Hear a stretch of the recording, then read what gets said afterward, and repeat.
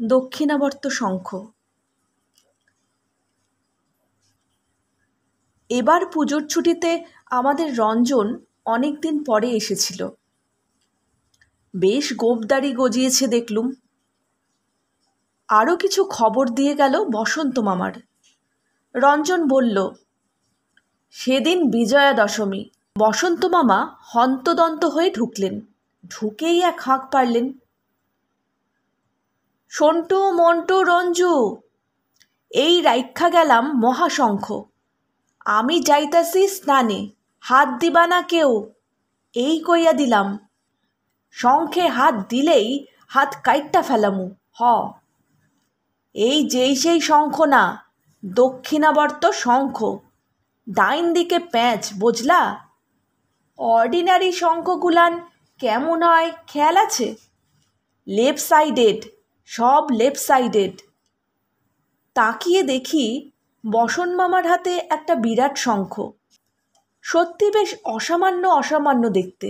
হাত উঁচু করে গোড়ালি তুলে শাঁখটা বসন মামা যত্ন করে জানালার মাথায় কুলুঙ্গির তাকে উঠিয়ে রাখলেন। তারপর মাকে ডাকলেন চেঁচামেচি করে, মেজদি, যত্ন কইরা তুইল্লা রাখেন, আপনার লাইগ্গা আনছি। গেছিলাম গোপালপুর অন সি। সে কি ফার্স্ট ক্লাস সি রিসর্ট, যেন সাউথ অফ ফ্রান্সে যাইয়া পড়ছি পদ ভুইল্লা। সি সাইডে মানে সমুদ্রের কুলে কুলে রঙিন ছাতায় ছত্রাকার। প্লেন থিক্কা দেখায় যেন শত শত মল্টি কালার ঝিনুক পইরা আছে। আর সাতির নিচে কেবল ম্যাম আর সাহেব, সাহেব আর ম্যাম। ম্যাম গো আবার লাজ লজ্জা নাই, বড়ই বেশরম। সাহেবগুলা তাও মন্দের ভালো। তাই বললা আমি বা কি কম? কি কন মেজদি, আমি কি কম যাই? আমিও বইসা পড়লাম সাতির তলায় গাও এলাইয়া, দিলাম 2 পাও টেবুলে তুইল্লা। নাকের ডগায় সবুজ গগল ঝুলতাছে। মনে মনে একটা অস্ট্রেলিয়ান টিউন হামিং করতাছি। এই টিউনটা সমুদ্রে স্কাইলাভ ভাইঙ্গা পড়ার মতো দারুণ পপুলার হয়েছিল। আর কোলের উপর একটা রংসঙা ইংরেজি নোবেলের পাতা উল্টাইয়া উল্টাইয়া যাইতাছি। কতকটা আউট অফ মাইন্ড, মানে কতকটা অন্যমনস্ক, ইয়া আর কি। এমন সময় আইলো এক সন্ডা গুন্ডা অস্ট্রেলিয়ান সাহেব, পরনে এইটুকু একখান কালা মতন গেঞ্জির জাঙ্গিয়া। মোরারজির গঙ্গাসাগর স্নানের জাঙ্গিয়াটার থিকা ছোটই হবে, বড় না। আর এই বড় একখান দেহ, শ্বেত হস্তির লেগ্গা সাদা মাংসের পাহাড়। এই সময় মা বললেন, স্নানে যাবে না বসন্ত? বসন মামা বললেন, এই যাই মেজদিদি। কিন্তু আমরা তখন অদম্য হয়ে উঠেছি। এখন না বসন মামা, এখন না, আগে বলে যাও কি হলো। তারপর সেই সাহেব। বসন মামা এবার চৌকিতে পা তুলে বসলেন। তাচ্ছিল্যের ভঙ্গিতে হাতটা উল্টে আর ঠোঁট বেঁকিয়ে বললেন, হইব আবার কি? কিছুই না। সাহেব আইয়া আমারে কইল, গুড মর্নিং স্যার। আমিও মুখ থিক্কা পাইপটা নামাইয়া সিরিয়াসলি কইলাম, গুড মর্নিং স্যার, কিন্তু পাও নামাইলাম না। দেইক্ষা সাহেব কইল, আমি কি বসতে পারি? May I sit down? সাহেব তো আমার ইংলিশ শুইন না এক্কেরে হকচকাইয়া গেছে। কইল, তুমি কি গানটা গাইছিলা?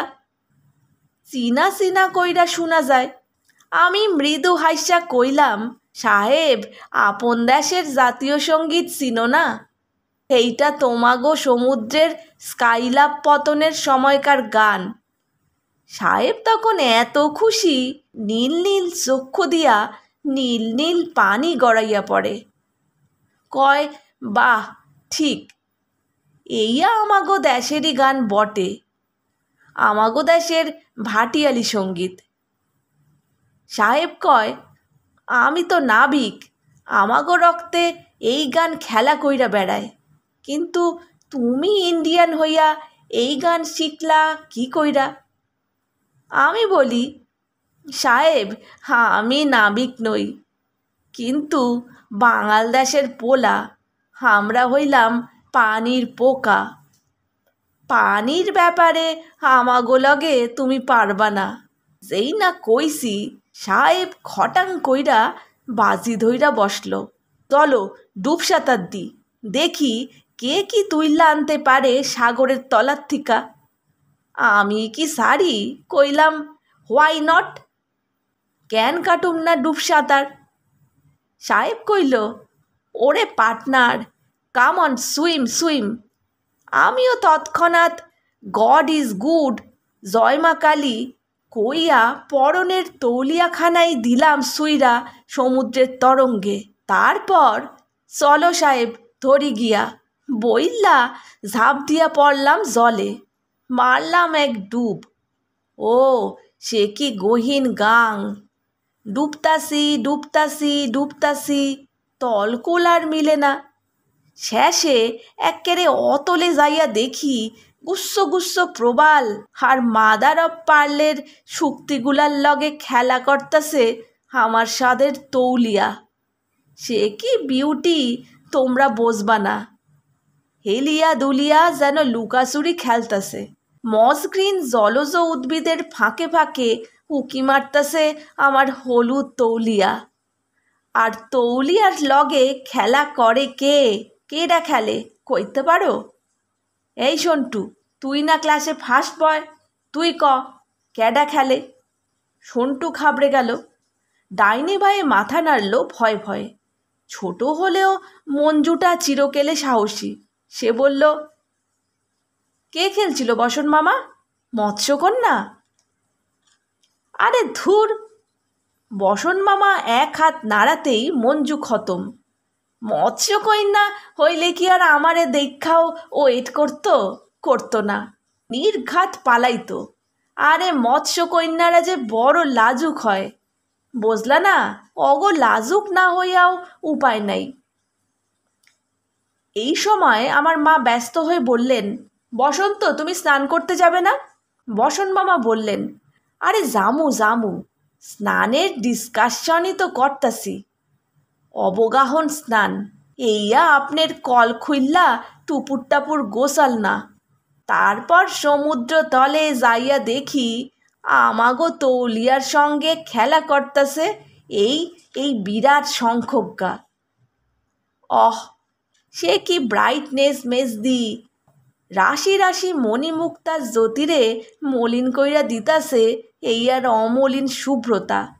সপ্তসিন্ধুর রত্ন যেন সরমে মুখ লুকাইতাছে বালুর সজ্জায়, আর জলমধ্যে শতদল পদ্মফুলের মতো সগৌরবে শোভা পাইতাছে এই শঙ্খ। ব্যাস, লইয়া আনলাম তীরে। ভুস কইরা ভাইসা উঠটাই দেখি সাহেব লাল নীল ছাতির নিচে বৈশা বৈশা বড় বড় শ্বাস ছাড়তাছে। আমারে দেখা কইল, অফ, তুমিও দেখাইলা বটে, বিনা অক্সিজেনে জলের তলে পাক্কা 20 মিনিট। আমি কইলাম, এই দেখো সাহেব, পদ্মাপাড়ের প্র্যাকটিস। কই তুমি কি তুইল্লা আনছো, দেখাও দেখি। তৌলিয়া তো ধরতে পারো নাই জানি। সাহেব কয়, my God, what sea, what wave! এই উত্তাল তরঙ্গিত বঙ্গোপসমুদ্রে তো উহারা নামে নাই। ব্যাটার 5 মিনিটেই দম ফিনিশ। সমুদ্রবক্ষ থিক্কা কিচ্ছুই তুলতে পারে নাই। আমার হাতে শঙ্খ দেখা তো সাহেবের চক্ষু স্থির। কয়, এইয়া আবার কি?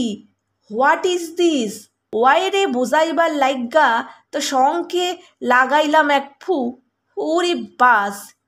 এই যে মেজদি, শোনেন, এই কইয়া দিলাম হোল ফ্যামিলিরে জয়েন্ট ওয়ার্নিং দিয়া দিলাম, এই শঙ্খে ফু দিবেন না, নেবার। উফ, সাব্বাস! সে কি ভোঁ! বাপ রে বাপ! সেই থেইক্কা আমি এই ডাইন কানটাতে স্লাইটলি কমতি শুনতাছি।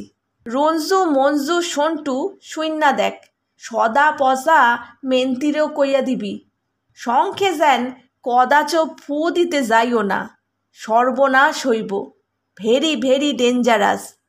যাইতাছিল এক মার্কিন যুদ্ধজাহাজ দূর দিয়া, পেন্টিংয়ের লাখান দেখা যায়, যেই না দিছি শঙ্খে ফু অমনি গেছে থাইম্মা।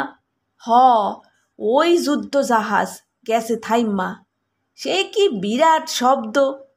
সমুদ্রের জলে ব্রেক টানছে তো, নিঃশব্দে নিচের পথেই দোতলা বাস ব্রেক টাইনলে কত না শব্দ করে, আর সদা কলকল সমুদ্রে 7 তলা জাহাজ ব্রেক দিছে, আর যা শব্দ! ওফ! জাহাজ তো গেল মধ্য সমুদ্র হইয়া, আমার শঙ্কনিনাদে ভয় পাইয়া। তখন আমার এই সিচুয়েশন সেভ করতে হইল। চিৎকার কইরা কইয়া দিলাম, অল ক্লিয়ার, ভয় নাই, ফ্রেন্ডস হিয়ার। হুড়াহুড়ি কইরা পকেট থিক্কা বাইর কইরা দিলাম এই সাদা রুমালটা নাইরা। বসন মামা পকেট থেকে নস্যি ঝাড়া নোংরা রুমালটা বের করলেন। মঞ্জু বলে উঠল, বারে, তখন তোমার পকেট কোথায় বসন মামা? তুমি তো তখন তোয়ালে পড়ে। বসন মামা রেগে গিয়ে বললেন, মঞ্জুটার হইছে বড়ই সিকটিপানি স্বভাব, বড়দের সব কথায় কথা কম চাই, তোরে আর কিচ্ছু কমু না, যা। তারপর সাহেব তো আমার শঙ্খের রূপে গুণে এক্কারে পাগল, কেবলই কয়, ওফ, grand grand, the great Indian sea, how much? আমি তো স্ট্রেইট কইয়া দিলাম, দিমু না সাহেব। এইয়া হইল গিয়া দক্ষিণাবর্ত শঙ্খ, এ আমাগো বড় লক্ষ্মীমন্ত দ্রব্য, এ আমি তোমারে বেচুম না। সাহেব কালি কয়, প্লিজ, হাউ মাচ? 1000, 2000, ওকে 3। আমার মুখে এক বাক্য, মাথা নাড়াইছি আর অনলি কইতাছি, no sir, not for sale. এই আমাগো মেজদির লাইগা লইয়া যামু, বড় পয়মন্ত শঙ্খ। একটু থেমে রঞ্জন বলল, আমরা তো ততক্ষণে আশ্চর্য হয়ে জানালার মাথায় কুলুঙ্গির খোপে সুরক্ষিত নট ফর সেল দক্ষিণাবর্ত শঙ্খের দিকে মন্ত্রমুগ্ধের মতো একদৃষ্টে তাকিয়াছি। বসন মামাও আমাদের তাকানোটা তাকিয়ে দেখছেন স্নেহমুগ্ধ হয়ে। এমন সময় ভীষণ গোলমাল করতে করতে এক পাল ছেলে ঢুকলো ঘরে। জানিস রঞ্জন, কি কাণ্ডই হয়েছে প্যান্ডেলে, ঠাকুর বিসর্জন দেয়া যাচ্ছে না। পুরুত মশাই তো রেগে কাই, বিরাট কেলেঙ্কারি, তুলকালাম কাণ্ড, প্রতিমার অঙ্গহানি হয়েছে। প্রতিমার হাত থেকে না কে যেন শাঁখটা চুরি করে নিয়েছে, সেটা না পেলে বিসর্জনই আটকে থাকছে।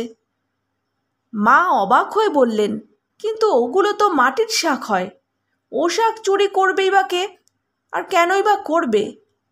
এমন সময় বসন মামার গলা যেন কড়কড়াত করে ডাকল, আহ, ওই তো রইছে, লইয়া যা না তগো সাদার মাথা শঙ্খ।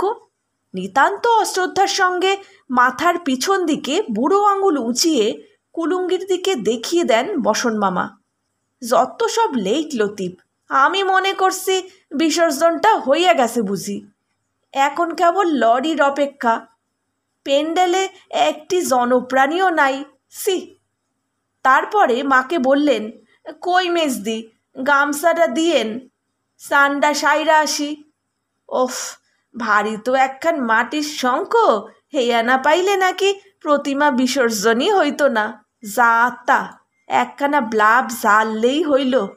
আমি বুঝি না ও আগো প্যাস। আমি বললাম, রঞ্জন, এটা নিশ্চয়ই বসন মামার সত্যি ঘটনা নয়, এটা তুমি বানিয়েছ, এ কখনো সত্যি হতে পারেই না। রঞ্জন বলল, বাহ, আমি বানাতে পারি বলে বিশ্বাস হয়, আর বসন মামা বুঝি বানাতে পারেন না? বলে রঞ্জন গোঁফের ফাঁকে মুচকি হাসল।